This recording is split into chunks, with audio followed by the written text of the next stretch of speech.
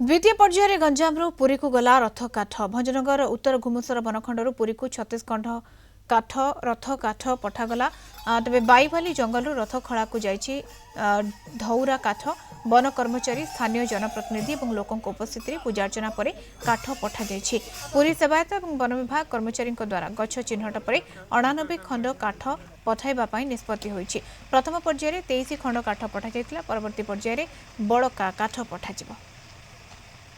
जगन्नाथंकर रथयात्रा 89 खंड काठ देवाई स्थिरीकृत होता से प्रथम फेज रे आमर तारासिंह रेंजर घोगड़ एवं आंबझरा आरएफ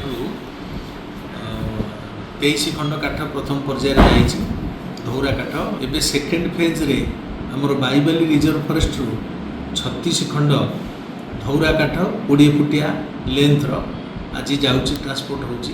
ग्रामवासी मैंने समस्ते नदिया कीर्तन करी आमर काठ को आमर जो ट्रक रे लोड होता काठ को पठे।